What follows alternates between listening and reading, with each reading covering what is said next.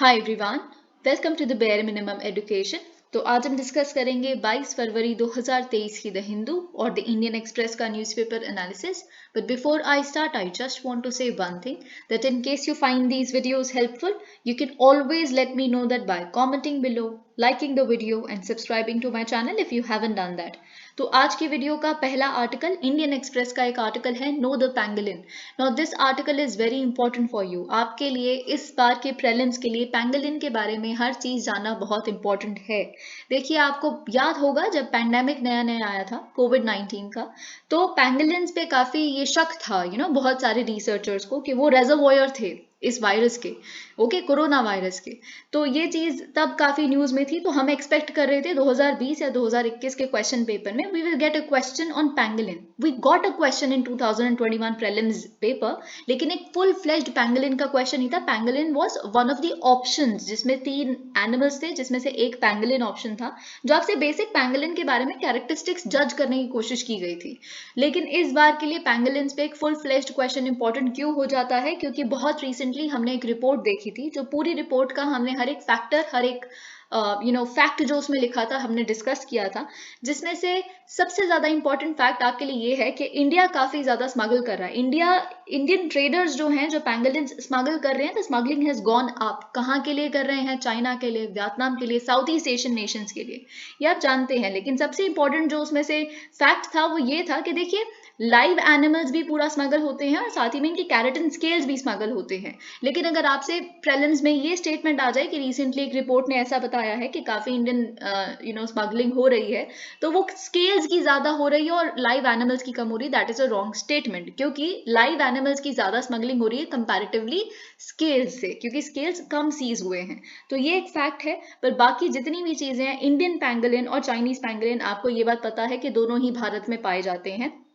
और Indian pangolin as a very name itself suggest, इसका जो ये स्पेस क्या है, इसका एरिया क्या है, ये इंडियन सब कॉन्टिनेंट में पाए जाते हैं इंडियन पैंगोलिन। लेकिन जो चाइनीज पैंगोलिन है, इनका जो स्पेस है वो ब्रॉड है। ये साउथ एशिया में, साउथ ईस्ट एशिया में फैले हुए होते हैं। लेकिन जो इंडियन पैंगोलिन है वो सीमित है इंडियन सब कॉन्टिनेंट। ऑफ कोर्स उसमें हमारे आसपास के नेबरिंग नेशंस भी आते हैं। लेकिन जो चाइनीज पैंगोलिन है वो साउथ ईस्ट। देखिए, और आपके लिए जानना बहुत जरूरी है कि इंडियन पैंगोलिन और चाइनीज पैंगोलिन दोनों ही भारत में पाए जाते हैं। लेकिन ऑफ कोर्स जो चाइनीज पैंगोलिन है वो साउथ ईस्ट एशिया से जो जुड़ते हुए भारत के स्टेट्स हैं उसमें पाए जाएंगे, क्योंकि इसका जो रेंज है वही साउथ ईस्ट एशियन नेशंस और इस ईस्टर्न रीजन का है। तो ऑफ कोर्स उसमें कौन कौन से एरियाज आएंगे? उसमें असम आएगा, बिहार आएगा, Manipur, Meghalaya, north east region आएगा, पूरा वेस्ट बंगाल आएगा।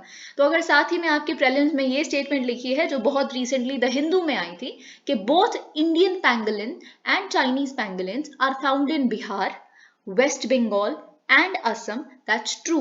क्योंकि बिहार, असम और वेस्ट बंगाल में दोनों ही ये स्पीशीज पाई जाती हैं पैंगोलिन्स की। ऑलराइट, तो यहाँ पे अगर हम इंडियन पैंगोलिन को देखें तो आंध्र में, असम में, गोवा में, गुजरात में, झारखंड, कर्नाटका, मध्य प्रदेश, महाराष्ट्र, मेघालय, उड़ीसा, उत्तराखंड, यूपी, बंगाल, ये इसका रीजन है। सबसे ज्यादा इंपॉर्टेंट जो अभी हमने फैक्टर्स डिस्कस किए वो आपके लिए थे। ओके, अब देखिए, आपको हर चीज पता है कि इनके मीट को एक डेलिकेसी भी समझा जाता है, मेडिसिनल प्रॉपर्टीज के लिए भी यूज किया जाता है। जो जॉइंट पेन होता है, स्पेसिफिकली चाइना में इसकी मेडिसिन बनती है जॉइंट पेन्स के लिए।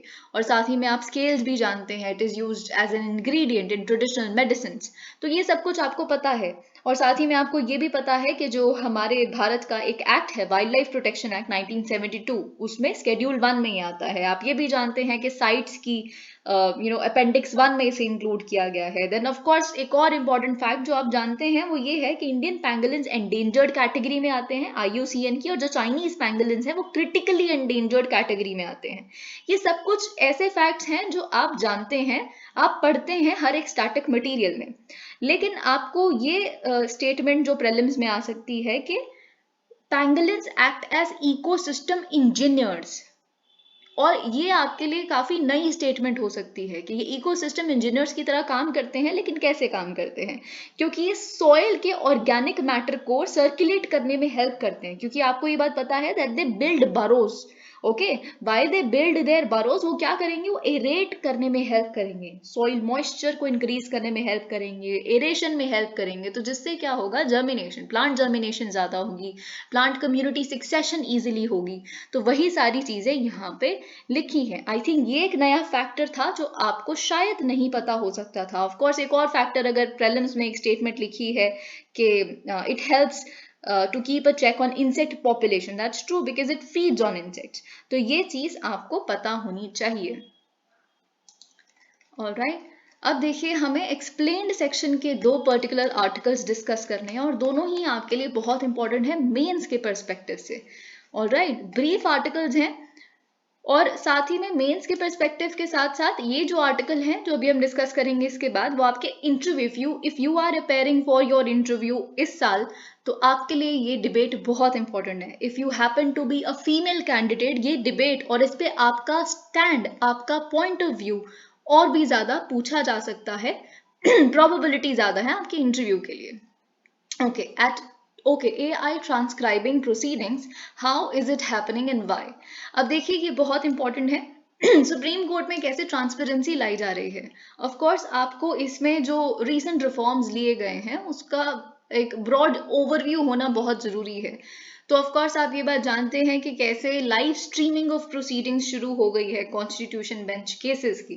साथ ही में एक स्टेप और हम आगे आ गए हैं क्योंकि सुप्रीम कोर्ट ने ट्यूसडे को स्टार्ट किया है first of its kind project to transcribe its proceedings live using artificial intelligence. तो देखिए, ट्रांसक्रिप्शन का मतलब क्या होता है या ट्रांसक्रिप्ट का मतलब क्या होता है, जब रिटन फॉर्म में कंपाइल्ड फॉर्म में जो भी प्रोसीडिंग्स हुई है वो अवेलेबल है। जैसे आप स्क्रिप्ट भी देखते हैं राइट, मूवीज की, तो इस तरह से ट्रांसक्रिप्ट। अब देखिए, ये ट्रांसपेरेंसी में एक स्टेप हम आगे क्यों चले गए हैं, और बहुत सिर्फ ट्रांसपेरेंसी ही नहीं, साथ ही में एक्यूरेसी। अगर फॉर एग्जांपल किसी लॉयर को अगर केस लड़ना है तो वो पूरी जितनी भी लंबी प्रोसीडिंग्स चली हैं उसको जाके उसको दोबारा रिविजिट करना पड़ेगा, तो इट बिकम्स टीडियस ऑल्सो। तो it would of course accurate भी होगा क्योंकि एज इट इज लिखा गया है, बिना किसी फ्लॉ के जो बोला गया है प्रोसीडिंग्स में, जो हुआ है वो as it is written in the transcript, right. और साथ ही में एक्यूरेसी के साथ साथ of course it would save time, a lot good things। तो आर्टिफिशियल इंटेलिजेंस को यूज करके हमें अब ट्रांसक्रिप्ट मिला करेंगी और हर शाम को अपलोड हो जाया करेगा सुप्रीम कोर्ट के केसेस की transcript. What proceedings are being transcribe, तो देखिए ये यहाँ पे वही चीज लिखी है।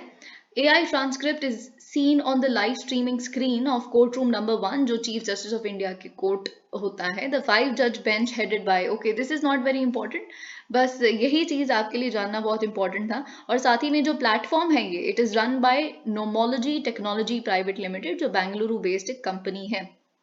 ओके, ये ये जो टेयर्स यहाँ पे ट्रांसक्रिप्शन के लिए यूज किया जा रहा है, तो वही सारी चीजें यहाँ पे लिखी है। There is nothing much into it. और बाकी और किस कंट्री में ऐसा किया जाता है, यूएस में होता है, court transcripts are available to litigants and the public. तो यहाँ पे भी लिटिगेंट्स के लिए भी अवेलेबल होगा, पब्लिक के लिए भी अवेलेबल होगा, वेबसाइट पे होगा, ठीक है। और साथ ही में यूके में भी, पर ऑफ कोर्स यूके में आपको एक स्मॉल फी पे करनी पड़ती है अगर आप चाहते हैं कि आपको ट्रांसक्रिप्ट मिले कोर्ट प्रोसीडिंग्स की। पर बहुत सारे ऐसे देश हैं जहाँ पे ट्रांसक्रिप्ट अवेलेबल होती हैं। तो ये आपके लिए एक पॉइंट है ट्रांसपेरेंसी में। चाहे आप इसे GS2 में अगर आपको इस तरह का कोई क्वेश्चन देखने के लिए मिलता है तो आप लाइव प्रोसीडिंग्स लिखें, फिर उसके बाद ट्रांसक्रिप्ट भी लिखें सुप्रीम कोर्ट की हियरिंग्स की, फिर उसके बाद अगर आपका GS4 में ट्रांसपेरेंसी पे कोई क्वेश्चन आता है तो कैसे इंडियन इंस्टीट्यूशंस, अगर क्वेश्चन यही आ जाता है कि कैसे Indian institutions are on their way to transparency, so right about live streaming of proceedings, right about transcripts being made available. तो ये सारे एग्जाम्पल्स आप लिख सकते हैं। Spain introduces period leave debate round. Now this is very important, जैसा कि मैंने आपको शुरुआत में ही बताया, और ऑलरेडी आप जानते हैं कि ये आर्टिकल आपके लिए और इंपॉर्टेंट क्यों हो जाता है, क्योंकि केरला में जो केरला के चीफ मिनिस्टर हैं पिनाराई विजयन जी, उन्होंने सजेस्ट किया हुआ है कि हम we would grant menstrual leave for girl students and women staff, जितनी भी विमेन वर्कफोर्स हैं। तो उसके अराउंड डिबेट हमने डिस्कस की है। बहुत सारे हमने पॉजिटिव्स भी देखे हैं, बहुत सारे नेगेटिव्स भी देखे हैं। और negatives I think sort of overweigh के लीव देनी चाहिए नहीं देनी चाहिए, क्योंकि बहुत टैबुआइजेशन ऑलरेडी हम डिस्कस कर चुके हैं, लेकिन जब हम इस डिबेट के अंत तक आएंगे तो दोबारा एक बार मैं उन सारे पॉइंट्स को आपको याद करवाऊंगी। ऑलराइट, तो क्या हुआ है, अब फिर से हम आर्टिकल को डिस्कस क्यों कर रहे हैं, ऐसा क्या हुआ है lately. Spain has become the first European country to introduce paid menstrual leave. तो स्पेन पहली यूरोपियन कंट्री बन गई है पेड मेंस्ट्रुअल लीव देने वाली। According to the law pass on February 16 को इन्होंने एक लॉ पास किया है जिसमें government has sort of brought a bill for monthly paid leaves to for 3 to 5 days, 3 से 5 दिनों के लिए बेसिकली ये लीव अवेलेबल की जाएगी। Also included in the law are provisions for free menstrual hygiene product. साथ ही में जो फ्री मेंस्ट्रुअल हाइजीन प्रोडक्ट हैं वो अवेलेबल करवाए जाएंगे एजुकेशनल सेंटर्स पे, प्रिजन्स में, सोशल सेंटर्स पे, कम्युनिटी सेंटर्स पे। अब देखिए इंडिया में भी एक PIL ऑलरेडी फाइल कर दी गई है सुप्रीम कोर्ट में, which seeks for menstrual leave for students and working women. आपके लिए बहुत इंपॉर्टेंट है, by chance if you get a question on it, जो आ सकता है, डू नॉट बी शॉक्ड अगर आपको इस तरह के क्वेश्चंस देखने के लिए मिल जाएं, क्योंकि अब सब स्कोप खत्म हो चुका है। जो बेस में क्वेश्चन आ रहे हैं वो पूछे जा चुके हैं ऑलमोस्ट हर एक टॉपिक से, तो आपसे बहुत जनरलिस्टिक क्वेश्चंस पूछे जा सकते हैं। ओके, तो इसीलिए यहाँ पे आपको पता होना चाहिए कि सुप्रीम कोर्ट में एक PIL ऑलरेडी पेंडिंग है। आपको पता होना चाहिए कि केरला में इस तरह की बातों पे सलाह मशवरा चल रहा है। ओके, और साथ ही में एक बिल भी लाया गया था इस पे, वो भी पता होना चाहिए, जो अभी हम देखेंगे। What is the need for menstrual leave allowing women as well as those of other. Of course women के साथ साथ और भी कोई जेंडर आइडेंटिटी है हु मेंस्ट्रुएट, ओके, तो उनको कुछ दिनों की, एक महीने में से छुट्टी देना इज द रैशनल। ओके, ताकि हमें बेटर और मोर जेंडर इक्वल वर्क प्लेसेस मिले। It recognises the different needs of those making up the work force. Of course it is a very good thing, क्योंकि वर्क फोर्स, जो आपकी work force में एक ही particular gender के लोग तो नहीं है ना, तो डिफरेंट डिफरेंट जेंडर के लोग हैं और उनकी अलग अलग स्ट्रगल्स हैं। उन स्ट्रगल्स को एक्सेप्ट करते हुए और समझते हुए उनको उस तरह का इन्वायरमेंट प्रोवाइड करना जो उनके लिए ज़रूरी है। ओके, और साथ ही में क्योंकि हमें ये भी पता है कि विमेन एम्प्लॉयमेंट से रिलेटेड ऑलरेडी बहुत सारे बैरियर्स हैं, work place safety, problems in commuting to the work place, बहुत सारी इस तरह की चीज़ें। Menstruation can often be accompanied, or of course, menstruation can often be accompanied by pain, cramps, vomiting, nausea, irritability. तो यही चीज, और it varies of course from a woman to woman, from a person to person, intensity कितनी है इस चीज की, तो ये चीज बहुत वेरी करती है। Some people get mood swing, for some people it's horrible. तो ये सारी चीजें, in a study published in the British Medical Association Journal BMJ, 80.7% of around 32,000 Netherlands based respondents reported decrease. और साथ ही में ये एक फैक्ट है, ये बहुत सारी रिपोर्ट्स आपको कोट करते मिल जाएंगी कि पूरे साल में से around 23.2 days menstruation related symptoms की वजह से प्रोडक्टिविटी में डिक्लाइन देखा जाता है।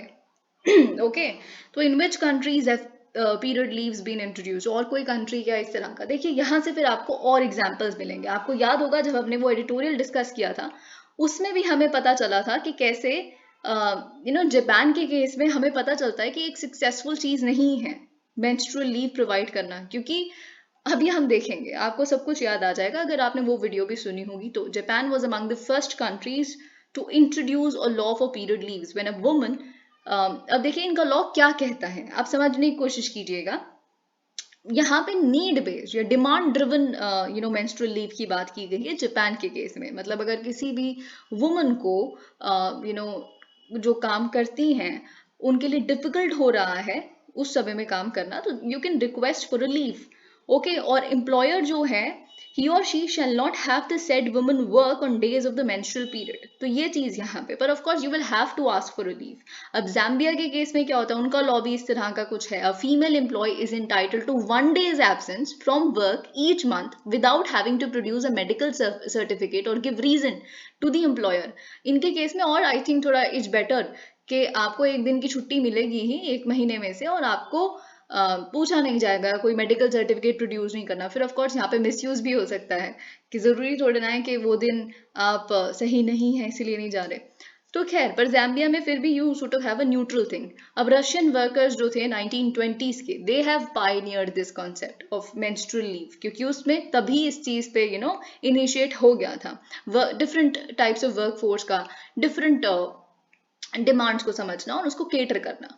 Since then, it has made its way in some shape to other countries like Taiwan, Indonesia, but the article added that one study in Japan showed very few takers. वही चीज, अब Japan में क्यों हमें पता चलता है कि ये मॉडल अनसक्सेसफुल है? क्योंकि ये मॉडल ही अनसक्सेसफुल है, ऐसा नहीं कि जापान में अनसक्सेसफुल है. ये पूरे संसार की विमेन वर्क फोर्स के लिए अप्लाई होता है, क्योंकि हमें जापान में पता चला कि इस तरह का लॉ तो लाया गया, but there were very few takers of the leave. बहुत कम लोगों ने आके लीव मांगी, बिकॉज दे फील, और स्पेशली जो हाई पेइंग पोजीशंस थी उन्होंने तो बहुत ही कम, क्योंकि उनको ऐसा लगता है कि टैबुआइजेशन को और कॉन्क्रीट कर देता है. अब देखिए, अगर मैं इस डिबेट में और जाऊं तो उस एडिटोरियल में हमने जो डिस्कस किया था इससे रिलेटेड, उसमें देखा था कि देखिए, पहले ही आपको ये बात पता है कि कैसे विमेन और मेन के बीच में कि दे आर फिजिकली वीक, वो इतनी बायोलॉजिकली सक्षम नहीं है, और कैसे टैबुआइजेशन किया जाता है. ठीक है, ये बात आपको ऑलरेडी पता है. तो ये और ज्यादा कॉन्क्रीट हो जाएगी. ओके, साथ में जो ऑकवर्डनेस आएगी वो और कॉन्क्रीट हो जाएगी वर्क प्लेसेस में. ऑलराइट, अब वर्क प्लेसेस छोड़िए, अगर आप सोचिए कि स्टूडेंट्स हैं, है ना, उस समय तो बच्चे वैसे ही क्या होते हैं, क्या उनका दिमाग होता है, पता कुछ होता नहीं है, फिर एक दूसरे का मजाक उड़ाना, वो और कॉन्क्रीट हो जाएगा. और by no reason, this is no reason to be feel ashamed of oneself, लेकिन लड़कियों को लगता है ऐसा. और एक छोटी उम्र में जब हम स्कूल में होते हैं तब तो और लगेगा. तो वहां पे इस तरह का, और अगर हम ये भी बातें हटा दें, फिजिकल हमने देख लिया कि फिजिकल स्ट्रेंथ नहीं है, लड़कियों को बाय डिफॉल्ट फील भी होना शुरू हो जाएगा that we are not physically strong, है ना. एक तो वो चीज साइकोलॉजिकली हमें लगने लगेगा. फिर उसके साथ में यहाँ पे जो उस एडिटोरियल में लिखा था, I am just discussing on that. और साथ ही में ये जो टैबुआइजेशन वाली चीज होगी, ये सेकंड फैक्टर है. अब देखिए तीसरा फैक्टर क्या है. तीसरा फैक्टर ये है कि अब I don't know, you can contest it, but this is what I've heard. Okay, so different communities, different religions. When I say different communities, of course I mean different religions. तो different religions में हम देखते हैं कि when you're menstruating you shouldn't be going to a particular temple or a mosque, है ना. तो बहुत सारे ऑफ, अगेन, चाहे वो मुस्लिम्स हो, हिंदूज हो, या कोई और कम्युनिटी के, बहुत सारे घरों में आपको grandmothers, you would find them telling tales कि ऐसा था कि शुरुआत में हर चीज देखिए, जो भी वर्ना सिस्टम था डिग्रेड होके कास्ट सिस्टम बन गया. तो शुरुआत में भी ऐसा था कि बोला गया कि आप कुछ समय आपका ऐसा आता है तो आप थोड़े थके हुए होते हैं महीने में कुछ दिन, तो आप कोई बात नहीं, आपको नमाज वहां जाके नहीं पढ़नी, आप घर पे पढ़ सकते हैं. तो आपके लिए ये इजाजत है. मेन नहीं पढ़ सकते घर पे वैसे, लेकिन उनको जाके पढ़ना है, लेकिन आप घर पे भी पढ़ सकते हैं. ठीक है, ये एक चीज होती है. तो ये उनको सहूलियत दी गई थी, लेकिन वो डिग्रेड होते होते क्या हो गया कि आप जा ही नहीं सकते नमाज पढ़ने अंदर. वैसे ही टेम्पल्स के केस पे हिंदूज में हुआ. Again you can contest it, but this is what is being said. तो मैं बस एक पॉइंट यहाँ पे रखने की कोशिश कर रही हूँ कि आज शुरू होगा एक कन्वीनियंस या वर्क फोर्स की लिमिटेशंस को समझ के उसको केटर करना. ये कब डिग्रेड होगे, क्या बन जाएगा आने वाले समय में, वो हमें नहीं पता. उसकी भी तो एक प्रोबेबिलिटी है. तो ये चीज. Okay, in India, states govern the subject of health. The Kerala government said it would grant menstrual leave for female students in universities under the, ये चीज़ हमें पता है. और इससे पहले ऐसा नहीं है कि केरला में पहली बार इसकी बात हुई है. लालू प्रसाद जी की जब सरकार थी, तब भी बिहार में इस तरह के प्रोविजन को इंट्रोड्यूस किया गया था 1992 में. इन इंडिया इन 2017, जैसे जिस बिल की मैं आपको बता रही थी, बात कर रही थी, 2017 में प्राइवेट मेंबर्स बिल लाया गया था, एक कांग्रेस के एमपी फ्रॉम अरुणाचल प्रदेश, उनके द्वारा. तो उसमें वही चीज यहाँ पे लिखी है कि क्लास 8th और उससे ऊपर की जो बच्चे हैं, स्टूडेंट्स हैं, उनको 3 से 4 दिन का, उनको 4 दिन का यहाँ पे लीव की बात की गई थी for menstruation. However the bill never became a law, of course it didn't. तो वही चीज यहाँ पे लिखी है. और यहाँ पे एक स्टडी भी लिखी है the Patna university teachers association. उन्होंने इम्प्लीमेंटेशन की मांग भी की थी इसकी, लेकिन मोस्ट विमेन प्रोफेसर्स का ये कहना है, स्पेशली जो को एजुकेशनल कॉलेजेस में है, that it becomes very awkward to ask for such a leave. Okay, why is the idea still contentious? Another argument says mandating paid leaves would discourage the hiring. और साथ ही में एक और चीज, ये डिबेट तो हम केटर करना भूल गए कि पहले ही देखिए विमेन को हायर करना अभी भी फायरिंग ऑफ वुमेन कितना आसान है। पैंडेमिक आया तो सबसे पहले किनको सबसे अनप्रोडक्टिव समझा जाता है ना, उन्हें कम प्रोडक्टिव, है ना, तो उनको फायर करना कितना आसान था। हायरिंग तो होती ही कितनी कम है, ये बात आपको पता है। तो फिर और लोग, क्योंकि उनको लगेगा कि यार 3 से 4 दिन इनको छुट्टी भी देनी है, छोड़िए हम मैन एम्प्लॉय करेंगे, तो फिर कहाँ से जेंडर बैलेंस आएगा वर्क फोर्स में। तो वो चीज़ ठीक है। साथ ही में यहाँ पे वही चीज़ लिखी है, who are already represented and underpaid in the workforce in most countries. अब देखिए हमें एक एडिटोरियल डिस्कस करना है, written by doctor C Raja Mohan, very important editorial. अब इसमें कुछ 3 चीजें ऐसी हैं जो आपके प्रेलिम्स के परस्पेक्टिव से इंपॉर्टेंट होने वाली है इस बार के लिए, क्योंकि ये बहुत ही बड़ी न्यूज़ बन चुकी हैं, ठीक है। तो इसीलिए हम देखेंगे Modi she question. Alright, we have entered a new phase in the war when more intensive fighting will take place along with some high voltage peace diplomacy. तो देखिए बहुत ही आयरॉनिकल है, बहुत ही अजीब है कि हम रशिया यूक्रेन वॉर के इस फेज में एंटर कर रहे हैं जहां पे हमें पता है कि इंटेंसिव फाइटिंग शुरू हो रही है। डॉनबास रीजन में दोबारा हम देख रहे हैं कि ऑफेंसिव आए हैं रशिया की तरफ से, ओके बाखमुत में हम देख रहे हैं, फिर उसके बाद काउंटर ऑफेंसिव तो आना ही है यूक्रेन से। तो साथ ही में कि हम जो पूरा वेस्ट है अपना वेट पुट कर रहा है बिहाइंड यूक्रेन कि हम आपके साथ हैं, हम आपको लेपर्ड टैंक्स भेज रहे हैं, अब्राम्स टैंक्स भेज रहे हैं, ये सब कुछ इंटेंसिव भी हो रहा है। लेकिन इंटेंसिवली एक और चीज हो रही है, वो है peace diplomacy, peace initiatives. Xi Jinping, आप जानते हैं कि Xi Jinping is set to give a peace speech to the United Nations February 24, जो बेसिकली एनिवर्सरी मार्क करेगा इस इन्वेजन की, इस कॉन्फ्लिक्ट की। तो पीस डिप्लोमेसी भी हाइटन होती दिख रही है, अब्सर्ड राइट। तो लेकिन ऐसा हो रहा है, बीजिंग हैज नाउ स्टेप। अब देखिए इंडिया और बीजिंग के परस्पेक्टिव से ही एडिटोरियल को लिखा गया है और आपके लिए समझना बहुत इंपॉर्टेंट है। Beijing has now stepped into this minefield. In a peace speech this week, President Xi Jinping is expected to unveil a set of proposals to bring the war to an end, जैसे कि मैंने आपको बताया। अब देखिए यहाँ पे क्या लिखा है कि जो प्रेसिडेंट जो बाइडेन है, प्रेसिडेंट जो बाइडेन कीव गए। ऑफ कोर्स एक बहुत सरप्राइज विजिट थी, क्योंकि जब से ये इन्वेजन हुआ है, कॉन्फ्लिक्ट शुरू हुआ है तब से लेके अभी तक इस तरह का यूएस के प्रेसिडेंट का वहां जाना of course a big thing और काफी सरप्राइजिंग। और उसके बाद जैसे कि उन्होंने बोला कि after a year Ukraine stands, democracy stands, America stands with you, the whole world stands with you, if I remember accurately. तो ये सारी चीजें हमने देखी। फिर उसके बाद हम क्या देख रहे हैं जो बाइडेन की तरफ से कि वो एड्रेस कर रहे हैं बुचरिस्ट 9 को। अब ये आपके लिए बहुत ज्यादा इंपॉर्टेंट है। इसके बाद हम द हिंदू में देखेंगे। द हिंदू में आपको पोलैंड में जो बेसिकली जो बाइडेन ने कहा वो आपको पता चल जाएगा कि बेसिकली पोलैंड में जो बाइडेन ने क्या कहा। और वो देखिए ऑफ कोर्स अब वो पोलैंड में जाके कुछ कह रहे हैं और इस एडिटोरियल को हम इस समय समझ रहे हैं। तो अगर आपको प्रीलिम्स में ये क्वेश्चन आ जाए which of the following countries are part of Bucharest 9, है ना, तो आपको ये पता होना चाहिए कि पोलैंड तो है ही, क्योंकि इस अराउंड हमने ये एडिटोरियल देखा था। So you can connect that way right. लेकिन फिर भी आपको ये बात आई होप आपको पता होगी बुचारेस्ट 9 क्या है, जो group of 9 NATO countries in eastern Europe, ठीक है। मोस्ट ऑफ ये जो कंट्रीज हैं, ये 9 कंट्रीज हैं, ये कभी ना कभी पार्ट रह चुकी हैं ऑलमोस्ट जो सोवियत यूनियन था उसका। तो बेसिकली जो नेटो का ईस्टवर्ड जब एक्सपेंशन हुआ था after the end of cold war, तो ये जो ईस्टर्न यूरोपियन नेशंस हैं वो इसमें बुचारेस्ट 9 में आती हैं, जो ऑफ कोर्स जिनका स्टेक सबसे ज्यादा हाई है इस यूक्रेन कॉन्फ्लिक्ट में। यूक्रेन कॉन्फ्लिक्ट अगर एंड हो जाएगा, पीसफुल सिनेरियो हो जाएगा, तो उनका सबसे ज्यादा भला होगा इससे, ठीक है। तो बुचारेस्ट, और ऑफ कोर्स आपको ये भी पता होना चाहिए that it is the capital of Romania, ये आपको पता होना चाहिए, जिसको 2015 में इस ग्रुप को बेसिकली बनाया गया, B9 जिसे हम कहते हैं। लेकिन कंट्रीज अगर हम बात करें तो पोलैंड तो देखिए अगर एक वन ऑफ द ऑप्शन है तो उसमें आप उसे सही कर सकते हैं। उसके बाद रोमानिया, जैसे कि मैंने बुचारेस्ट जब है ही कैपिटल रोमानिया की, तो वो भी आप बाय डिफॉल्ट आपको पता चल गया। बाकी कंट्रीज हंगरी, बुल्गारिया, चेक Republic, Slovakia, Estonia, Latvia, Lithuania. Estonia, Latvia, Lithuania आपको ये बात पता है बाल्टिक रिपब्लिक्स हैं, तो ये तीनों याद करना बहुत आसान हो गया। रोमानिया कैपिटल है, बुचारेस्ट तो वो वैसे ही याद हो गया, पोलैंड अभी हमने देख लिया, कॉन्टेक्स्ट वाइज याद हो गया। बाकी आपको याद क्या रखना है, आपको हंगरी, बुल्गारिया, चेक रिपब्लिक और स्लोवाकिया याद रखना है बस, ठीक है। तो ये चीज आपको पता होनी चाहिए, जैसे इन्हें हम बेसिकली जो कंट्रीज है ना voice of the eastern flank भी कहते हैं नेटो की। ओके तो बुचारेस्ट 9 आपको पता होना चाहिए था, group of central European countries. अब देखिए आपको याद होगा हमने एक एडिटोरियल देखा था कि कैसे इंडिया अपना फुटप्रिंट बढ़ाना चाहता है यूरेशियन रीजन में, सेंट्रल यूरोपियन कंट्रीज में।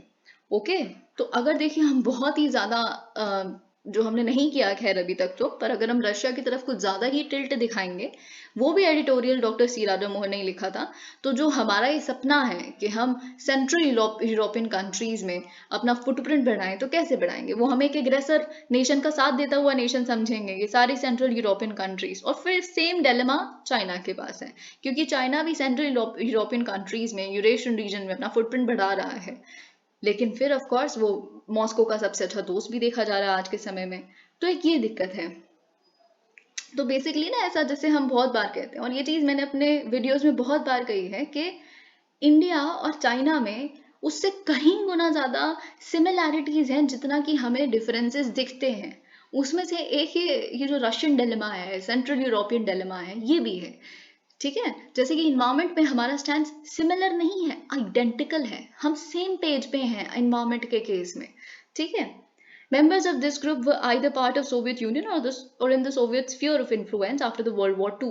The war in Ukraine is no longer just about Europe. वही चीज, अब यूक्रेन की जो वॉर है वो केवल यूरोप की नहीं रह गई है। जैसे कि United Nations general assembly debate कर रही है एक रेजोल्यूशन को। आप जानते हैं कि लास्टिंग पीस का एक रेजोल्यूशन आने वाला है यूक्रेन के ऊपर यूनाइटेड नेशन जनरल असेंबली में, और उसमें फ्रांस हमें और बाकी यूरोपियन यूनियन की कंट्रीज भी हमें फोर्स कर रही हैं कि आप देखिए, you know mister India, we expect something from you, आप हो सके तो कुछ अब इस बार कर दीजिए, यू नो अगेंस्ट वोट कर दीजिए कुछ, यू नो इस तरह की चीजें। शीज इनिशिएटिव इज वेल टाइम।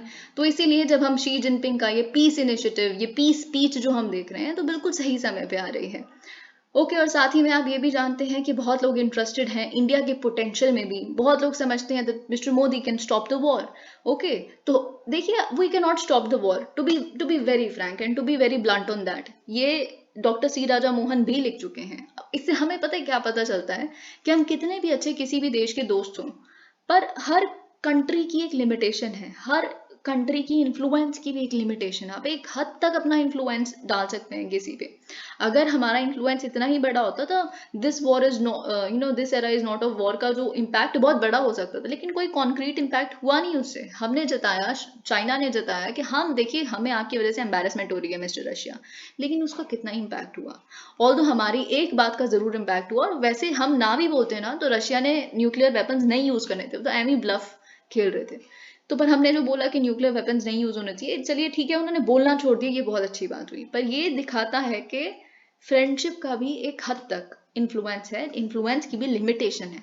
ठीक है, तो लेकिन इस बात में कोई डिनायल नहीं है कि India can play it's bit, India can definitely contribute in peace making initiatives. वो हमें नहीं छोड़ना चाहिए, क्योंकि अगर इंडिया सच में, अगर हम सच में समझते हैं कि विश्व गुरु या फिर अपना स्टैचर बढ़ते हुए देखना चाहते हैं, तो ऑलमोस्ट संसार के जितने बड़े इवेंट्स हैं उसमें इंडिया का प्रेजेंट होना और पॉजिटिवली प्रेजेंट होना बहुत जरूरी है। और ऑफ कोर्स हम बहुत होपफुल भी हैं, देखते हैं, and India is very smart and so is our foreign policy. कुछ स्मार्टली इस चीज में हमें कुछ सुनने के लिए मिल सकता है अगले 2-3 दिनों में। Let's see what happens. Okay when German, अब देखिए यहाँ पे आप जानते हैं कि German chancellor Olaf Scholz is set to come to India, Italian prime minister Giorgia Meloni, जैसे कि हमने कल पढ़ा था, वो भी आने वाले दिनों में भारत आने वाली हैं। तो ये जो क्वेश्चन है of ending the war in Ukraine, of course हमें पता है कि डिस्कशंस में टॉप एजेंडा होने वाला है ना, आप ये जानते हैं। और साथ ही में G20 की फॉरेन मिनिस्टर्स मीट होने वाली है, हम प्रेसिडेंसी होल्ड कर रहे हैं। समिट तो बात की बात है जो सितंबर में होगी, लेकिन अगले हफ्ते हम देखने वाले हैं कि फॉरेन मिनिस्टर्स मीट है ना, तो तब भी ऑफ कोर्स हमें एक ब्रॉडर इंटरनेशनल कॉन्टेक्स्ट मिलेगा for an Indian reflection on the challenge of peace in Ukraine. Both Russian foreign minister, और हम ये भी जानते हैं रशिया के फॉरेन मिनिस्टर ने भी अग्री कर लिया है कि हम आएंगे, जो हम सोच रहे थे कि हमें डिनाई कर देंगे, but Sergey Lavrov is set to come to India, and so is US Secretary of State Antony Blinken. तो दोनों ही दिल्ली में होंगे, तो हम हो सकता है कि एक प्लेटफॉर्म पर प्रोवाइड करने में सक्षम हो जाएं दोनों की बातचीत में, किसी तरह के solution में, peace में. India will also host a round of consultations between the foreign ministers of quadrilateral forum on the margins of G20 ministerial. तो इसीलिए इससे ज़्यादा अच्छा डिप्लोमेटिक मोमेंट भारत के लिए नहीं हो सकता कि हम बोल्डली यूक्रेन पे आके कुछ बड़ा कहें, या कोई कुछ बड़ा पीस हम आके कहें कि अच्छा हम तैयार हैं, पीस इनिशिएटिव्स भारत में कर लो आप, बातचीत वगैरह. वैसे तो ऐसा कुछ नहीं होने वाला, पर हम कुछ तो करने वाले हैं इस तरह का, हमारे पास अपॉर्चुनिटी है. Although Delhi does not over estimate it's, वही चीज, दिल्ली, हमें पता है हम अपने रोल को ओवर एस्टिमेट नहीं करते, हम एक हद तक अपना इन्फ्लुएंस डाल सकते हैं, पर कंट्रीब्यूशन तो डेफिनेटली हमें करना चाहिए. During his swing through Europe last week, Chinese foreign minister, आप ये भी जानते हैं कि म्यूनिक सिक्योरिटी कॉन्फ्रेंस, उसके समय पे कैसे जो चाइनीज फॉरेन मिनिस्टर है वांग याए, सो ही वाज प्रिपेयरिंग, वो ऐसे ग्राउंड ले कर रहे थे शी के स्पीच इनिशिएटिव या स्पीच के बारे में, ठीक है. तो ये चीज, and mister Wang was of course consulting with key European powers, Germany, France, Italy as well as Ukraine. Munich में ही also met Ukraine foreign minister. देखिए आपको इससे क्या पता चलता है, आपको इससे ये बात पता चलती है कि इंडिया और जो चाइना है वो बिल्कुल सच में सेम ही है इन चीज़ों में. इनफैक्ट जो चाइना है उनका रिश्ता यूक्रेन के साथ और भी घनिष्ठ है. अगर हम इंडिया का तो खैर इतना ज़्यादा नहीं है, पर China has good relations with Ukraine, तो वो उनको भी अपसेट नहीं करना चाहते. Okay, Beijing has had long good relations with Kyiv and has no intention to sacrifice Ukraine on the altar of special partnership with Russia. तो अपनी special partnership या friendship beyond borders वाली इसको बचाने के लिए वो यूक्रेन के साथ अपना रिश्ता सैक्रिफाइस नहीं करना चाहते. Not does it want to undermine the alliance, लेकिन ऑफ कोर्स वो रशिया के साथ अलायंस को भी अंडरमाइन नहीं करना चाहते. बीजिंग यूक्रेन डिप्लोमेसी देन, तो फिर है क्या बीजिंग की यूक्रेन डिप्लोमेसी, क्या है फिर? It is about finding ways to navigate the contradictions between Kyiv and Moscow. तो बेसिकली कुछ मिडिल पाथ निकल आए कीव और मॉस्को के बीच में, हमारा जो चाइना का इंटरेस्ट है वो सॉल्व हो जाए. देखिए हर देश का, चाहे वो भारत है, चाहे वो चाइना है, चाहे वो इस दुनिया का कोई देश है, उनके लिए अपने नेशनल इंटरेस्ट से बढ़ के कुछ नहीं होता. Diplomacy is nothing but national interest का एक्सप्रेशन, ठीक है. तो बस वो कैसे चाइनीज इंटरेस्ट सॉल्व हो सकते हैं, यही उनकी यूक्रेन डिप्लोमेसी है. और साथ ही में कैसे वो अपना स्ट्रेटेजिक इन्फ्लुएंस को यूरोप में बढ़ा सकते हैं. Given that Beijing is now Moscow's closest and most valuable partner, तो हम जानते हैं कि बीजिंग मॉस्को के लिए इतना, चाहे बीजिंग के लिए मॉस्को इंपॉर्टेंट ना हो, पर मॉस्को के लिए बीजिंग बहुत इंपॉर्टेंट है. ओके, बहुत वैल्यूएबल पार्टनर है. चाइनीज आइडियाज, तो इसीलिए जो चाइना का आइडिया है पीस पे, जो इनकी पीस स्पीच में हमें सुनने के लिए मिलेगा, तो वो एक बहुत अच्छा, आप कह सकते हैं हम सारी उनकी ऑडियंस है इस बार, स्पेशली यूरोप के लोग, उनकी बहुत बड़ी ऑडियंस होगी शी की इन बातों की. The Biden administration has long been pressing, आप जानते हैं कि कैसे यूएस की तरफ से प्रेशर किया जा रहा है चाइना को कि आप रशिया को इनकरेज कीजिए so that it ends the war, but Washington is also very of Beijing's power play. At the Munich Security Conference, Blinken accused China of preparing to, अब साथ ही में हमने वहाँ पे ये भी देखा कि कैसे ब्लिंकन ने बोला कि चाइना तो प्रिपेयर कर रही है रशिया को आर्म सेंड करने में, और एक तरफ आप पीस की बातें कर रहे हो, ठीक है. So China is also seen as using the peace plan to reset the damage relationship with Europe states. और साथ ही में यूएस और यूरोप के बीच में भी एक दरार पैदा करना चाहता है, यूरोप को ये बता के कि आप एक कंट्री के पीछे अपना वेट मत डाला करो. जब अभी हमने बाइडन को देखा, जो अभी हम पढ़ेंगे, बाइडन ने बोला कि देखिए नेटो विल रिमेन अनडिवाइडेड.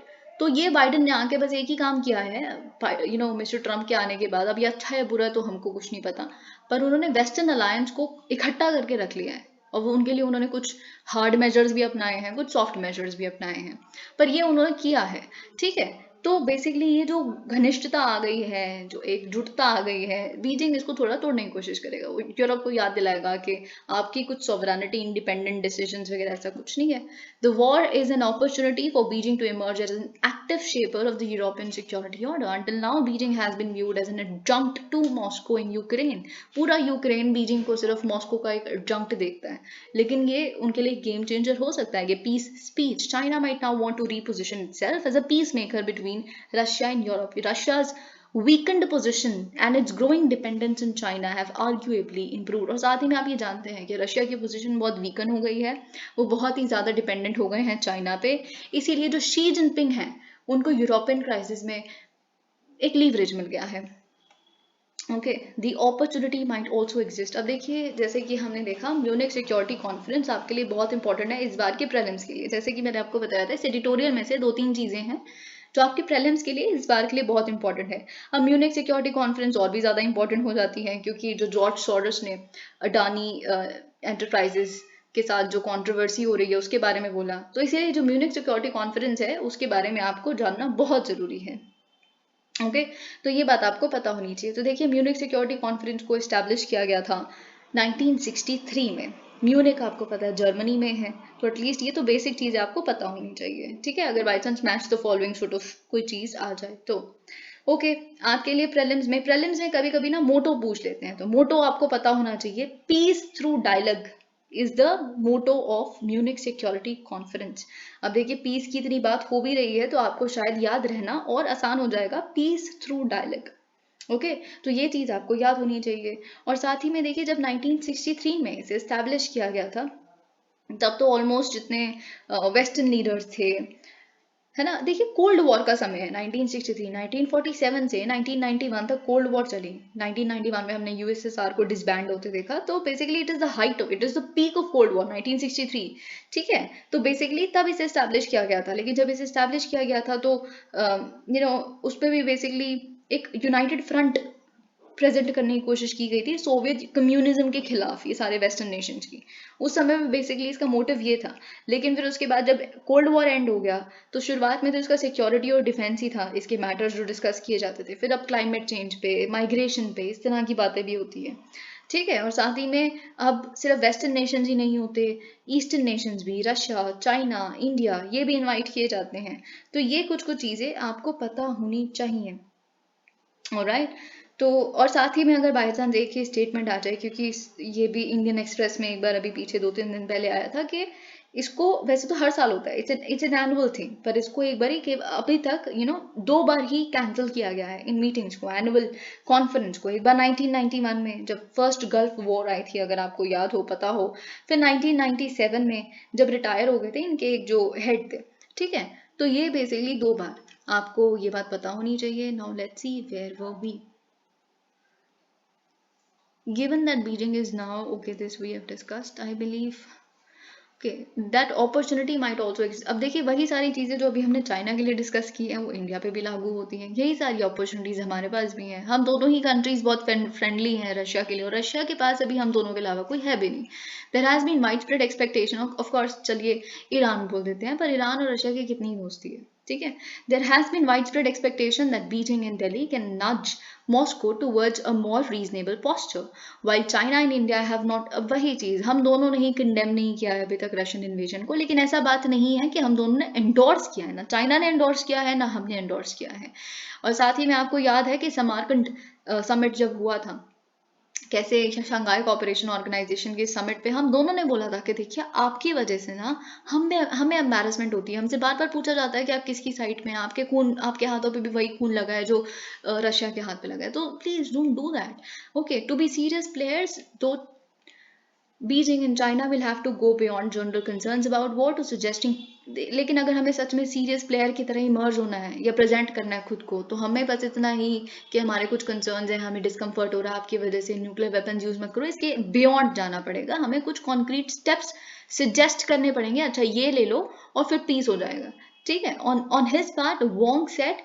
अब देखिए, जो फॉरेन मिनिस्टर हैं चाइना के, वो क्या कह रहे हैं, चाइना का प्लान क्या है कि हम एम्फेसाइज करेंगे to uphold the principles of sovereignty, territorial integrity, UN charter. हम यही सारी बातें अपने शी जिनपिंग की स्पीच में भी सुनने वाले हैं, ठीक है। अब आप इंटरप्रेट करो किसकी सॉवरेनिटी, किसकी टेरिटोरियल इंटीग्रिटी, ठीक है। Okay, added that the legitimate security concern, साथ ही में उन्होंने ये भी ऐड किया कि देखिए, रशिया के भी कुछ लेजिटिमेट सिक्योरिटी इंटरेस्ट हैं, उन्हें भी रिस्पेक्ट करना बहुत जरूरी है। देखिए, ऑफ कोर्स एक बात है, खैर ये जो यूएस है, आप मतलब आप उनके सिर पे तो नहीं जाके बैठ जाओगे ना, रशिया के अपना नेटो कितना एक्सपैंड कर लो, है ना, तो कहीं ना कहीं उनके सिक्योरिटी कंसर्न्स थे। अब इसको आप ओवर रिएक्शन कहिए, कुछ भी कहिए, मिस कैलकुलेशन थी पुतिन के पार्ट पे, ये बात हमें पता है, but I hope you understand my point कि सिक्योरिटी कंसर्न्स थे रशिया के, तो that should be respected, but of course वो अगर हम सॉवरेनिटी की बात करें तो सॉवरेनिटी तो यूक्रेन की भी है, ये ऑथर ये कहते हैं, ठीक है। तो यहाँ पे मतलब एक सजेशन जो हमें बहुत सुनने के लिए मिलती है कि क्या होना चाहिए, सॉवरेनिटी रिस्पेक्ट होनी चाहिए, और अब पीस के लिए क्या हो गया, रहने दीजिए क्राइमिया रशिया के पास, रहने दीजिए जो अब रशिया ने कर लिया है कॉन्कर, उसे रशिया के पास रहने दीजिए, एटलीस्ट पीस तो हो जाएगा। तो फिर यहाँ पे एक सवाल पूछते हैं ये डॉक्टर सी राजामोहन, वो पूछते हैं कि अच्छा कि क्या फिर पीस के लिए हम अपना लद्दाख और अरुणाचल प्रदेश भी दे देते हैं चाइना के साथ, चाइना हम पे अटैक करना छोड़ देगा, तो क्या पीस के लिए हमें ये मंजूर है? तो किसी भी कंट्री को, छोटी बड़ी, कोई छोटा बड़ा देश होता ही नहीं है, देश तो देश है, देश के लोग तो उतने ही है, सबके लिए मायने रखते हैं जितना किसी भी देश के रखते हैं। तो वो चीज़ यहाँ पे आई थिंक इन्होंने बोला है कि नॉन नेगोशिएबल है, ये कह देना कि पीस तो आ रहा है ना, आप रहने दीजिए क्राइमिया उन्हीं के पास, रहने दीजिए छोटी छोटी और जगहें जो उन्होंने कॉन्कर की है, ये बात यहाँ पे लिखी है। और साथ ही में ऑफ कोर्स जो रशिया का कंसर्न है वो इतना है कि देखिए जो मेरे आसपास वाले देश है ना, उनकी सॉवरेनिटी तो है पर लिमिटेड सॉवरेनिटी है, ठीक है, कि मेरे पेरिफेरी में आके बाकी मेरे सिक्योरिटी कंसर्न्स ये हैं कि नेटो का एक्सपेंशन यहाँ नहीं होना चाहिए, कंसिडर टू अदर की आइडियाज, और ऑफ कोर्स यहाँ पे फिर सीज फायर की बात की गई है, ये सारी चीज़ें हमने देख ली हैं। While the room for diplomacy in Ukraine is growing, the barriers to peace are very high. That is not stopping Xi from trying his hand at peace in Ukraine, nor should PM Modi be daunted by the massive obstacles. तो जैसे कि Xi Jinping इतने सारे obstacles, इतनी difficulties के बाद भी peace देने के लिए तैयार, तो PM Modi should also do something, should of course contribute in his own way, as the author suggests. For both leaders, promoting peace in Ukraine is also about recalibrating their great power relations and reordering their Eurasian geopolitics. हम दोनों ही Eurasia में अपना state चाहते हैं, अगर उसको हम alter करने की कैपेसिटी रखते हैं तो करना भी चाहिए अपने डिफरेंट वेज में। अब देखिए यहाँ पे क्या लिखा है, हुज प्रिविलेज। अब देखिए हम इसकी पॉलिटिक्स नहीं डिस्कस करेंगे, हम इसके जो भी article 105, article 122, privileges, parliamentary privileges, क्या जो आपको freedom of speech and expression है हर पार्लियामेंटेरियन को या फिर स्टेट लेजिस्लेटिव असेंबली के जो स्पीकर्स हैं उनको, यानी कि मेंबर्स को, कि आप जो भी बोलेंगे उसके लिए आपके लिए जुडिशियल रिव्यू नहीं आएगा, जो भी आप फ्लोर पे बोलेंगे उसके हाउस पे, ठीक है। तो ये सारी चीज़ें हमें पता है, इसको हम डिटेल में डिस्कस कर चुके हैं। फिर हमें ये भी पता है कि जो रूल नंबर के तहत बार बार रूल 267 के तहत जब बार बार बोला गया कि डिस्कशन हो नेशनल सिक्योरिटी कंसर्न पे, और बाकी दिन का जो काम है उसे सस्पेंड कर दिया जाए, वो आपके प्रेजेंस के परस्पेक्टिव से ये दो तीन चीज़ें इंपॉर्टेंट हैं। फिर साथ ही में लेकिन अब ये भी इम्पॉर्टेंट है कि मिस्टर जगदीप धनखड़ जी ने, देखिए मैं पहले ही बता देती हूँ, ये एडिटोरियल थोड़ा अब आपको ऑफ कोर्स ये एक नया पर्सपेक्टिव देगा, आप इसको क्रिटिकल देखें या नहीं देखें, my job is just to convey to you what is being written here, okay. तो यहाँ पे लिखा है जगदीप धनखड़ जी ने, जो हमारे वाइस प्रेसिडेंट भी है, राज्यसभा चेयरमैन भी है, उन्होंने कैसे जो पार्लियामेंट्री जो कमिटी ऑफ प्रिविलेजेस हैं उनको बोला है कि 12 एमपीज हैं कांग्रेस के और आपके, इनको प्लीज इनके खिलाफ इन्वेस्टिगेट कीजिए, कैसे इन्होंने डेकोरम को नहीं माना हाउस के, और उन्होंने अपनी प्रिविलेज का ब्रीच किया है, ठीक है, डिसऑर्डरली कंडक्ट करके। तो ये सारी चीज़ें हमने बेसिकली देखी कि इन्वेस्टिगेशन होगा, और कैसे क्यों बेसिकली इन्वेस्टिगेशन होगा, क्योंकि उन्होंने स्लोगन बाजी की है और ये सब वगैरह यहाँ पे लिखा है, ओके। तो और साथ ही में हमने रिसेंटली ये भी देखा था कि कैसे कांग्रेस प्रेसिडेंट मल्लिकार्जुन खड़गे जी, जो लीडर ऑफ ऑपोजिशन भी हैं, कैसे एक्सपेंशन का भी हमने बहुत डिटेल में डिस्कस किया था, इंडियन एक्सप्रेस में आया था कि what are the provisions, what is the history of this, क्या क्या चीज़ें एक्सपेंड हो सकती हैं, क्या क्या नहीं। तो ये सारी चीज़ें यहाँ पे हमने देखी, ओके, क्योंकि जॉइंट पार्लियामेंट्री कमेटी जेपीसी का मांग की जा रही थी बार बार प्राइम मिनिस्टर अडानी। अब देखिए जेपीसी भी मैंने आपको बताया था कि अगर आपके प्रीलिम्स में लिखा होता है कि जेपीसी बेसिकली कोई भी बिल को देखने के लिए या परखने के लिए या फिर दो कामों के लिए बेसिकली है, तो बिल को स्क्रूटनाइज करने के लिए, या तो दूसरा काम होता है कि कोई भी फिनेंशियल इरेगुलरिटी अगर कंट्री में होती हुई दिख रही है हमें, ठीक है, तो उसको, तो फिनेंशियल इरेगुलरिटी वाली चीज़ जो है वो यहाँ पे आ जाती है, ठीक है। तो इसके लिए मांग की जा रही थी ऑपोजिशन द्वारा जेपीसी की, तो ये बात आपको पता होनी चाहिए, तो आप अप्लाई कर सकते हैं, अप्लाइड नॉलेज लग सकती है, आप थोड़ा दिमाग लगाएंगे तो आपको वहाँ पे आंसर मिल जाएगा, ठीक है। तो ये सारी चीज़ें, फिर उसके बाद यहाँ पे ऑथर जो हैं वो ये कहते हैं, अब देखिए आपको जो प्रिविलेजेस हैं वो सब कुछ पढ़ के जाना है, अगर क्वेश्चन आ जाता है is codification of parliamentary privileges the need of the hour? तो आपको पता है, इस पे आंसर भी हम डिस्कस कर चुके हैं कि इतने सारे सोर्सेज हैं प्रिविलेजेस के, लेकिन कोडिफिकेशन किसी चीज़ की नहीं है, तो फिर कंफ्यूजन आ जाती है, क्या प्रिविलेज है क्या नहीं है, फिर ब्रीच ऑफ प्रिविलेज। देखिए यहाँ पे एक और मैं बात बता दूँ, यहाँ पे अगर इन्वेस्टिगेशन हो रही है तो ये बात तो हम जानते हैं ना, जो चेयर है एक पर्टिकुलर हाउस के, चाहे वो स्पीकर है या चेयरमैन है राज्यसभा के केस में, तो असल जो जुडिशियल रिव्यू करते हैं वो वही करते हैं, उन्हीं के हाथ में है ना। ठीक है, जब अगर जुडिशियल रिव्यू कोर्ट में नहीं हो सकता तो एटलीस्ट जुडिशियल कैपेसिटी में वो तो काम करते हैं, तो कुछ गलत तो नहीं हो रहा है यहाँ पे, देखा जाए तो कुछ इलीगल सॉर्ट ऑफ चीज नहीं हो रही यहाँ पे। अब लेकिन ऑफ कोर्स उसके बियॉन्ड भी एक डिबेट है कि सही है नहीं है, पॉलिटिकल पार्टिसनशिप यहाँ पे दिख रही है नहीं, वो बात है। बहुत सारे क्वेश्चन देखिए, जब हमने गवर्नर के केस में, केरला के गवर्नर जो हैं, जब उन्होंने बोला कि वाइस चांसलर्स और मैं अपना जो प्लेजर है वो विड्रॉ कर लूंगा बाकी मिनिस्टर्स जो हैं केरला के उनसे, तो क्वेश्चन वहां पे ये था कि मतलब ऐसा नहीं है कि उन्होंने कुछ गलत बोला कि नेपोटिज्म के मेरे पास रिपोर्ट्स हैं ये सब वगैरह, बहुत सारी रिपोर्ट्स बताती हैं कि नेपोटिज्म करप्शन का सीन है कुछ, है ना। बात वो नहीं है, बात ये है कि क्या गवर्नर पूछ सकते हैं इस तरह के सवाल? क्या कॉन्स्टिट्यूशन संविधान अलाउ भी करता है गवर्नर को अपना प्लेजर विड्रॉ करना? नहीं करता। प्लेजर विड्रॉ करना संविधान नहीं अलाउ करता। It is the pleasure of the chief minister, जिनके प्लेजर में जो बेसिकली बाकी मिनिस्टर्स एक्सरसाइज करते हैं अपनी पावर को या अपनी ड्यूटी में रहते हैं। ठीक है, एक वो चीज यहाँ पे भी जो क्वेश्चन बार बार न्यूज़पेपर्स के एडिटोरियल्स में आता है वो ये है कि क्या जो वाइस प्रेसिडेंट हैं अपनी पहले ही इनॉग्रल जो उनकी मीटिंग होती है उसमें ये बात बोलते हैं कि parliamentary sovereignty, the parliament should do something about NJAC and it should bring a law, can एक जो चेयरमैन है वो कर सकते हैं कि नहीं? ठीक है, तो क्वेश्चन ये है, ये नहीं है कि कुछ गलत है, किसको नहीं पता कि ट्रांसपेरेंसी नहीं है कोलिजियम सिस्टम में या ये सब वगैरह, इस पर तो कितने ही सालों से डिबेट चल रही है ना, तभी तो 2015 में लॉ आया था। बात वो नहीं है, बात सिर्फ इतनी है कि वाइस प्रेसिडेंट या फिर जो एक चेयरमैन है वो इस पर बोल सकते हैं कि नहीं। अब यहाँ पे देखिए ऑथर क्या कह रहे हैं, this is perhaps an unintended irony in the vice president's actions against the opposition. जनवरी में जब जनवरी में जगदीप धनखड़ जी ने, ऐसा ऑथर ये कहते हैं कि सुप्रीम कोर्ट की जो वर्डिक्ट थी एनजैक एक्ट पे, उसे बताया कि कैसे it was a glaring instance of severe compromise of parliamentary sovereignty and disregard of the mandate of the people. उन्होंने कहा जब यूनानिमसली सब ऑपोजिशन ने भी उसमें भाग लिया था और उसे यूनानिमसली पास किया गया था एनजैक एक्ट को, ठीक है, तो सबकी सहमति थी। तो अब देखिए जो पार्लियामेंटेरियंस हैं, they are nothing but us, they are we, okay, we the people are there, okay. तो अगर वो कुछ भी एक्ट ला रहे हैं तो हम ला रहे हैं क्योंकि हमने उनको रिप्रेजेंट करके भेजा है। फीजेबल तो यही है ना इतनी बड़ी कंट्री में, ओके। तो बात ये है, तो यहाँ पे जगदीप धनखड़ जी ने कहा था कि ये मैंडेट ऑफ द पीपल के खिलाफ था कि जुडिशरी ने उसको स्ट्राइक डाउन किया। लेकिन अब बात यहाँ पे क्या है, यहाँ पे ऑथर ये कहते हैं ये भी तो वी द पीपल के खिलाफ ही है कि जो रिप्रेजेंटेटिव्स हाउस में बोल रहे हैं, अपनी freedom of speech and expression को एक्सरसाइज कर रहे हैं, तो हमारी जो पीपल्स वॉइसेस है दे आर गोइंग अनहर्ड, अगर वो कुछ भी कह रहे हैं तो, ठीक है। तो वो चीज़ यहाँ पे लिखी है, ओके। तो अब आप इसे अग्री करते हैं डिसअग्री करते हैं, वो आपका पर्सनल ओपिनियन है क्या नहीं है।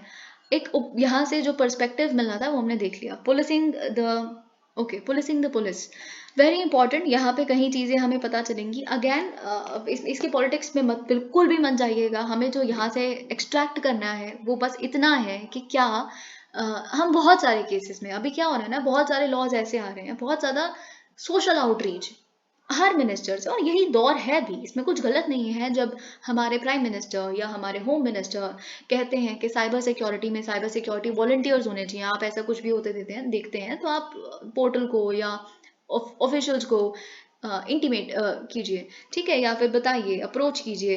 तो यू द वॉलंटियर्स, चाहे वो नेबर्स हों चाहे वो कोई भी हो, तो it is a good thing, है ना, जो हम जैसे कम्युनिटी पुलिसिंग भी कहते हैं, ये सारी चीज़ें।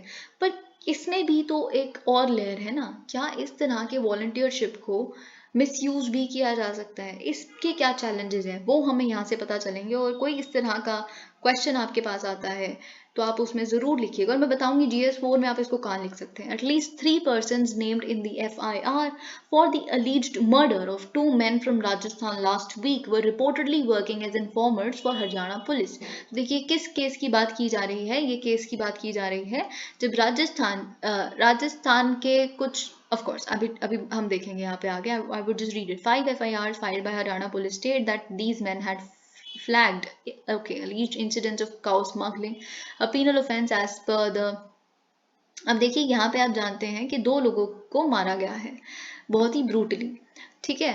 तो जुनैद और नासिर को भिवानी में, हरियाणा, ठीक है.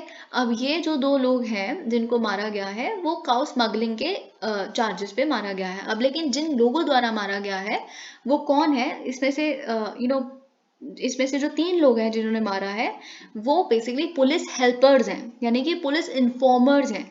जो इस तरह की काउ स्मगलिंग आसपास होते हैं उनको कहीं से पता चलता है तो उनको पुलिस को इन्फॉर्म करना, which is a good thing. Okay, क्योंकि पुलिस तो हर जगह नहीं आ सकती ना, तो आप ही इन्फॉर्म करेंगे. पर उन्होंने मर्डर किया है, ये ओवर स्टेपिंग है, ये एडिटोरियल कहने की कोशिश करता है, ठीक है. तो वो चीज़ यहाँ पे लिखी है. 5 FIRs filed by the Haryana police state that these men had flagged. Okay वही चीज़ यहाँ पे पता चल रही है. और आप जानते हैं कि हरियाणा में ऑलरेडी एक एक्ट एग्जिस्ट करता है 2015 का, हरियाणा गौवंश संरक्षण एंड गौ संवर्धन एक्ट. तो यहाँ पे वही चीज़ लिखी है. And even accompanied the officials in tracking down the alleged offenders and help the cops in making arrest. तो ये जो हुआ करते थे ये साथ में जाया करते थे पुलिस के, उनको अरेस्ट करने में, ट्रैक करने में, जो ऑफेंडर्स होते थे उनको मदद करते थे. Police officials have admitted that these men are cow vigilants and have been tipping the police about alleged smugglers. The association between vigilance and the government is not informal, क्योंकि of course ये हमें पता है कि ये formalize हो चुका है. The Haryana government in 2021 had formalized the involvement of cow vigilants in law enforcement by notifying a special cow protection task force in which the members of local Gau Rakshak communities were included. तो ये चीज़ यहाँ पे लिखी है. पर अब ये जो केस आया है हमारे सामने, it puts the spotlight on the state government's cow protection agenda and the impunity enjoyed by vigilant groups. Of course, informers are a part of every police machinery. हर एक पुलिस मशीनरी का एक बहुत ही part and parcel ही है इस तरह के informers. Of course देखिए कोई भी क्राइम होता है आसपास तो कोई भी उसे जाके इन्फॉर्म कर सकता है ना, तो वो भी तो इन्फॉर्मर ही हुआ, ठीक है. लेकिन यहाँ पे चेक्स एंड बैलेंसेस की बहुत ज़रूरी है, उनका रोल कंप्लीटली डिफाइंड और सीमित करना बहुत ज़रूरी है. And more importantly circumscribed by the police.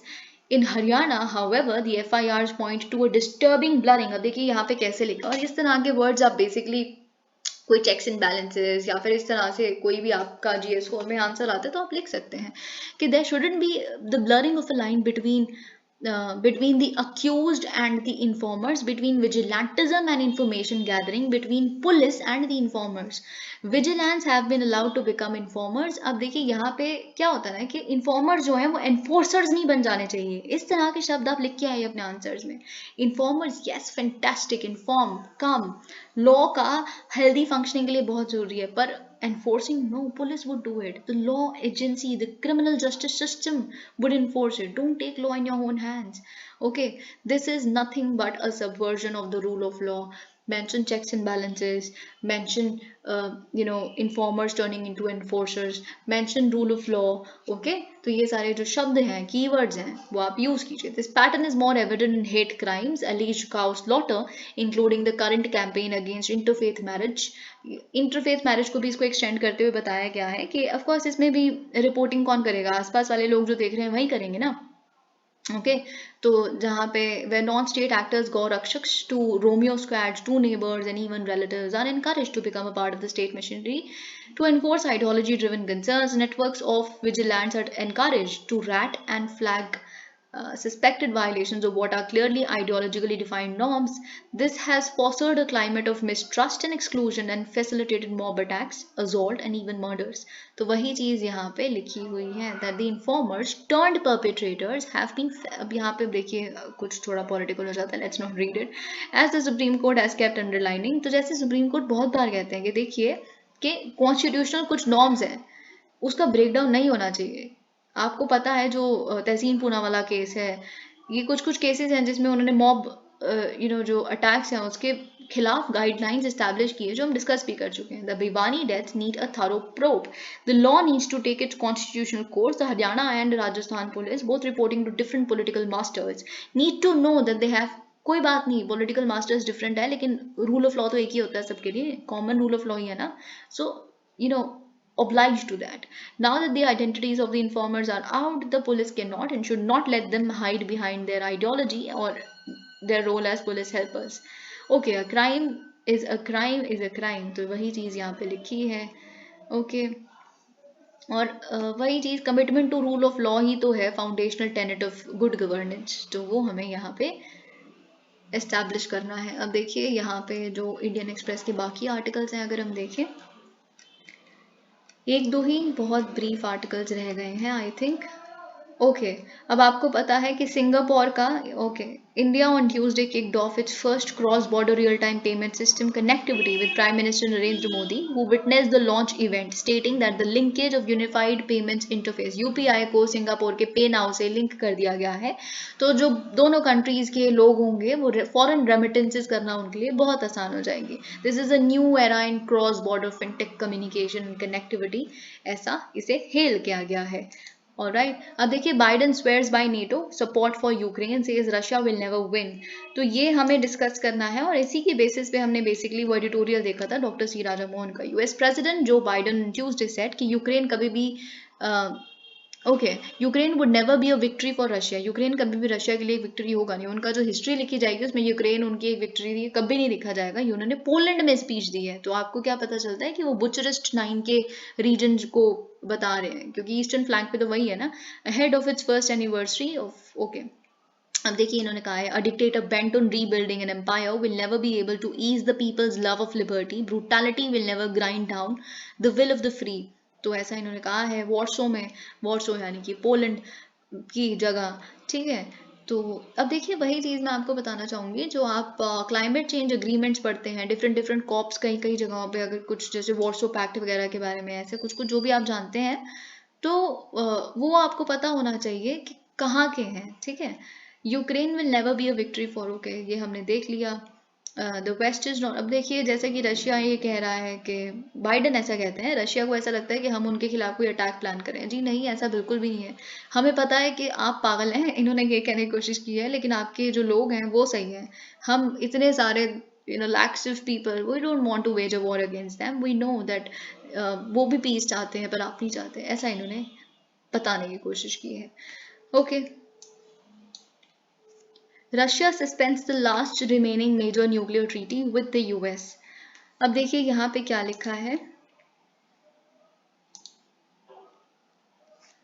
कि रशियन प्रेसिडेंट व्लादिमीर पुतिन ने डिक्लेयर किया है on Tuesday that Moscow was suspending its participation in the new START treaty. तो फाइनली बस एक यही ट्रीटी रह गई थी न्यूक्लियर रजीम दोनों के बीच में जो था, जो कोल्ड वॉर राइवल्स हुआ करते थे उनके बीच में न्यू स्टार्ट ट्रीटी ही रह गई थी. अब उसे भी सस्पेंड कर दिया गया है. क्या रीजन दिया? जैसे कि हमने अभी यहाँ पे पढ़ा, आप एक तरफ कह रहे हैं कि हम डिफीट कर देंगे. अरे मतलब जब ये कह दिया आपने कि Ukraine will never be a victory for Russia, तो मतलब क्या है? रशिया विल बी डिफीटेड, यही तो इसका मतलब है. और क्या है? तो आप एक तरफ ये कह रहे हैं, फिर हम क्यों new START treaty? Doesn't make sense, mister Putin says.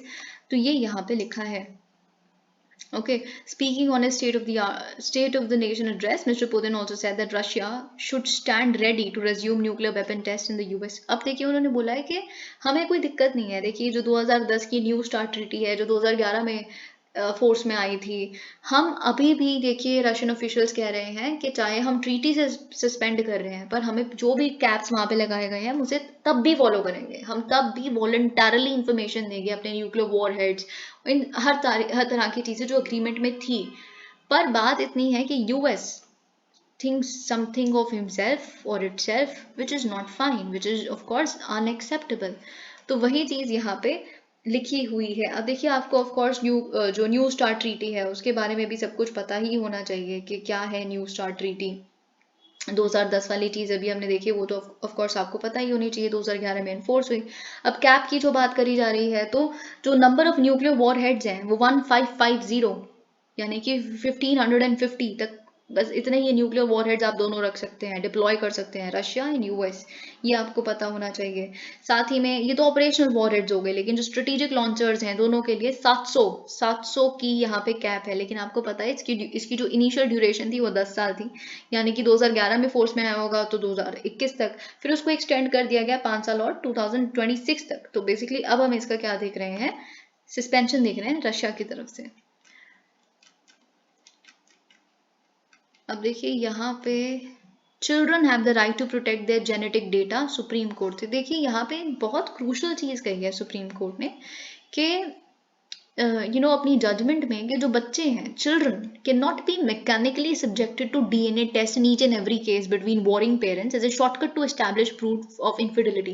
देखिए यहाँ पे क्या लिखा है कि ये बच्चा लेजिटिमेट है मेरा कि नहीं। अब केस क्या है, केस में एक इंसान है, एक मैन है, जिन्होंने क्वेश्चन किया है कि मेरा जो सेकंड बच्चा है वो उसका पेरेंट मैं नहीं हूँ, यानी कि उसका जो फादर है वो मैं नहीं हूँ, तो उसकी पेटर्निटी टेस्ट के लिए मुझे डीएनए टेस्ट करवाना है। तो यहाँ पे वह सुप्रीम कोर्ट ने एक बात कही है कि देखिए आपने बच्चे को मटेरियल समझा हुआ है क्या, वो मतलब खिलौना है ना, और हम दोनों के बीच में कोई लड़ाई है तो इसमें बच्चे का क्या कसूर है, वो कहीं से भी पैदा हुआ हो। पहली बात तो ये बीवी नागरत्ना जी ने कहा है, ठीक है। हमने क्या समझा हुआ है, मतलब उनको उनकी डीएनए टेस्ट करवा दो, उनको इलेजिटिमेट डिक्लेयर कर दो। एक बच्चा मतलब बहुत ही छोटा, उसके दिमाग पे सोचिए क्या असर पड़ता होगा कि उसे जब पूरी जिंदगी इलेजिटिमेट चाइल्ड का उन पे जो टैग लगा दिया जाता है, and this is wrong, this is against definitely right to privacy of children। right to privacy ऐसा नहीं 18 साल के बाद आपकी right to privacy शुरू होगी, right to privacy तो आप ह्यूमन की तरह बॉर्न हो गए तो शुरू होगी आपकी। तो ये चीज इन्होंने बोलने की कोशिश की है, genetic information is personal and intimate, it shed light on person's every essence, the information goes to the very heart of who she और he is.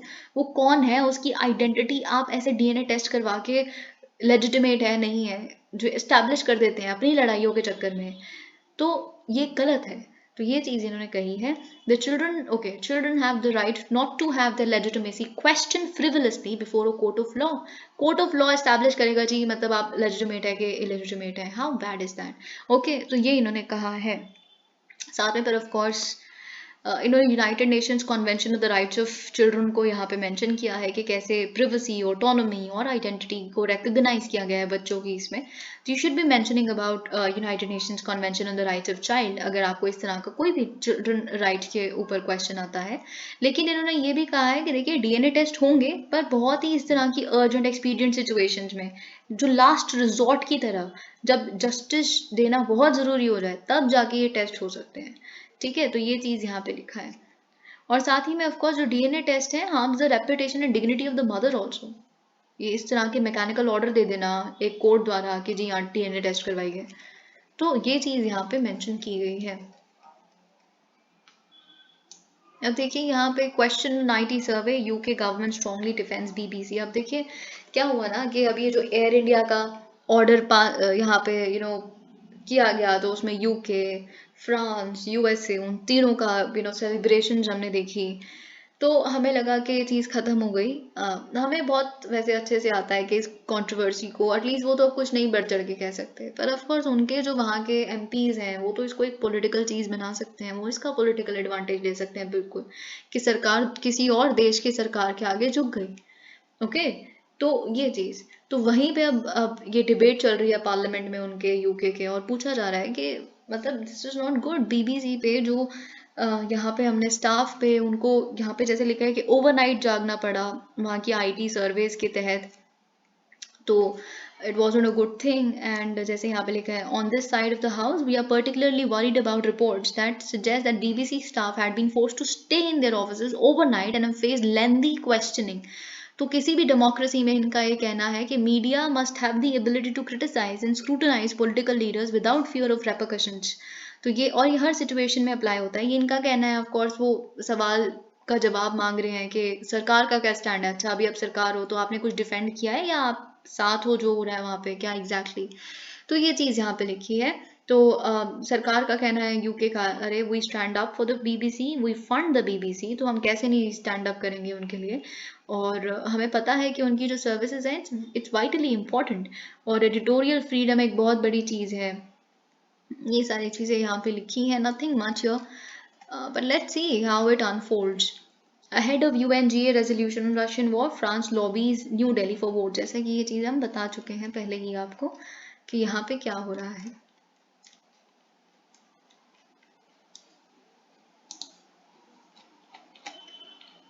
High Court makes two of its orders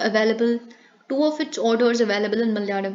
तो देखिए बहुत important चीज़ है क्योंकि पहली बार भारत में ऐसा हुआ है कि एक रीजनल लैंग्वेज में हाई कोर्ट के ऑर्डर को ट्रांसलेट किया गया है. Two judgments of the Kerala High Court were recently translated into Malayalam and published on the court website, making the court the first such in the country to publish its orders in a regional language. ये बहुत ही बड़ी एक चीज़ है. देखिए जो proceedings होती है वो तो इंग्लिश में ही हुई है, पर ऑर्डर को ट्रांसलेट किया गया. ये आप डिफरेंस समझने की कोशिश कीजिएगा, ठीक है. और आप जैसे सुप्रीम कोर्ट तो कहते हैं ना कि आउट ऑफ रीच है क्योंकि सुप्रीम कोर्ट में इंग्लिश एक तो पहली बात, फिर उसके बाद जो पैसे लगते हैं वो अलग. तो हाई कोर्ट में भी इंग्लिश ही होती है. प्रोसीडिंग्स तो इंग्लिश में हुई हैं पर जो ऑर्डर आया है, जजमेंट आई है, उसको ट्रांसलेट किया गया है. तो वहाँ कंफ्यूज मत आप होएगा, ठीक है. The high court orders passed in English. तो वही सारी चीज़ें यहाँ पे लिखी है. किरण रिजिजू जी ने भी यही कहा है, union minister for law and justice, के it's very inspiring and it will empower citizens particularly at the grass roots level by making judgments more accessible in their language.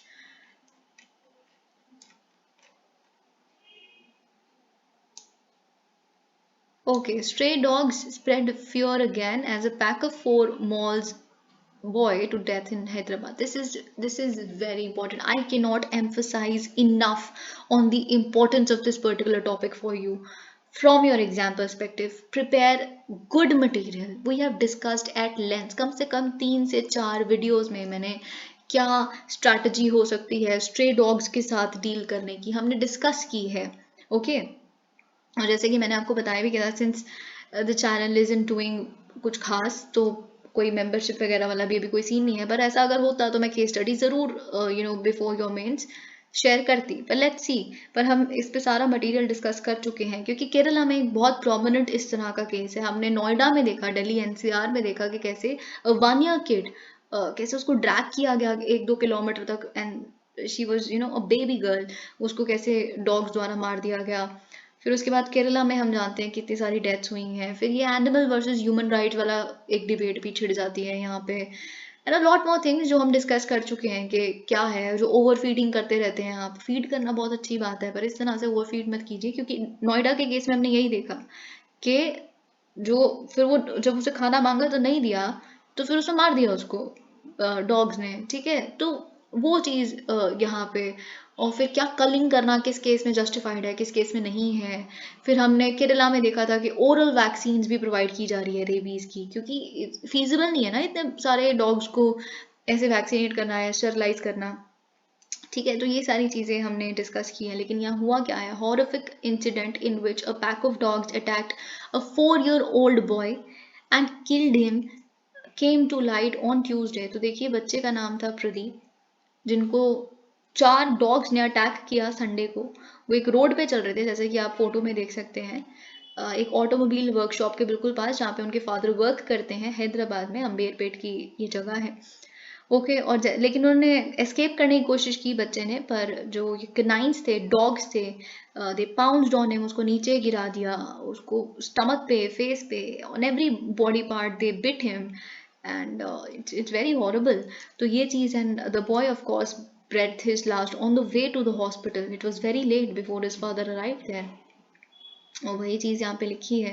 तो फिर ऑफ कोर्स अब यही मांग है कि न्यूट्रलाइज किया जाए, स्टरलाइज किया जाए डॉग्स को, क्योंकि ये रिपोर्ट बताती है, साइंटिफिक एविडेंस है कि जो न्यूटर्ड डॉग्स होते हैं they usually low on aggression. Okay अब देखिए ये भी मैं बता चुकी हूँ आपको कि एलिफेंट्स के केस में चाहे हो, जो हम ह्यूमन एलिमेंट जो ह्यूमन एनिमल कॉन्फ्लिक्ट हम एलिफेंट्स के केस में देखते हैं वो इसलिए होता है क्योंकि सेक्सुअल हॉर्मोन्स ऐसे होते हैं, तो वो उसकी वजह से you feel irritated and all of that. तो कुछ पूरे साल में 2-3 महीने ऐसे आते हैं when they are very irritated because of those hormones. तो उसकी वजह से जो हम देख रहे हैं एलिफेंट्स डेथ कॉज कर रहे हैं काफ़ी. यहाँ इस केस में भी हम यही देखते हैं, जो अगर हम स्टेरलाइज कर देंगे डॉग्स को तो they are low on aggression और lot of it. Okay refuse to own responsibility for the increasing frequency of. तो वही चीज़ यहाँ पे लिखी है कि हैदराबाद में भी अब काफ़ी हम फ्रीक्वेंटली इस तरह के अटैक्स देख रहे हैं. Thank you so much. Please like the video.